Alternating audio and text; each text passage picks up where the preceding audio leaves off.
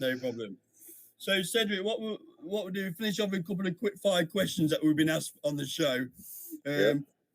First one was, would you have pulled Billy Joe Saunders out of the fight against Canelo at the same point? So, yes, it's a good question. Good question. One of the things that I emphasize is safety first.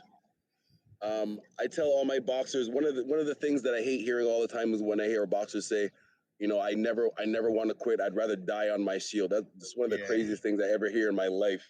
Because I'm thinking to myself, yes, this is. I mean, don't forget, you don't play boxing. You know, obviously you don't play boxing like you play other sports. But at the same time, it still is a sport. You still want to wake up tomorrow and see your family and see live your life. There's no reason to die for a sport. This is sports. You know what I'm saying? So don't let I'm obviously you've heard this the saying before, don't let your pride get you killed. Exactly. Right?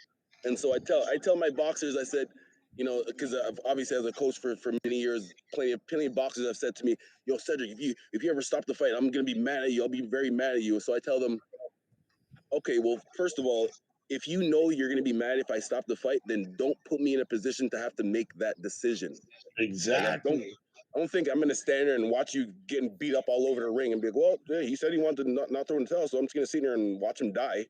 Like, no, I mean, you're not going to put that on me. And it's actually kind of selfish because if you think about it, I don't like this.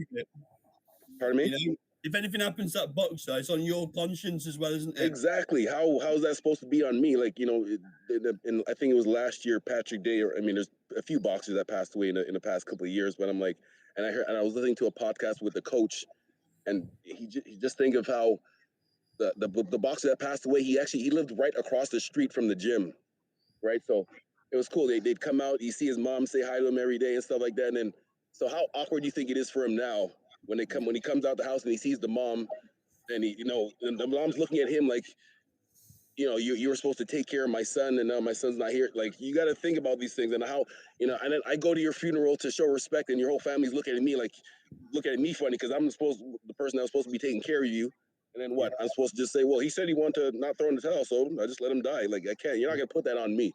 You're not gonna put that on me. So I am all about safety first. So to answer your question, yes, I would. If he told me he couldn't see, like, you're not gonna fight someone, the best fighter in the world, with one eye.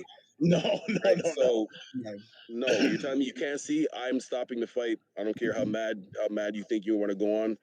This is safety first. And broken orbital bone. It takes a really good trainer and a good coach to be able to tell when to stop the fight, because honestly, you have to save. A good coach will save a boxer from himself, because exactly. A boxer's worst opponent is his own self. Yeah. Because you know what? It's pride, man. Pride will get you killed, just like you said. And it takes a good coach to be able to recognize that. Another brief example of Wilder and Wilder and his excuses. So, he blamed his coach. He fired his coach because he told his coach never to throw in the towel. Like, guy, what are you saying? Like, you would have died. Like, what do you think would have happened? Like, I kind of lost a bit of respect for Wilder for saying that. He fired his coach, and the other coach, I forget his name. The other coach is at the press conference talking about, well, hey, Wilder gave us his specific instructions not to throw in the towel, so he wasn't supposed to throw in the towel. I'm like, see, those are the type of coaches that will get you seriously injured. Those are the type of coaches that will get you seriously injured, man. That's like, you gotta be careful for people like that. You always got to be ready to live to fight another day. Yes, right. Money just to live, not even to fight another day, just to live. To live. That brings on to the second question.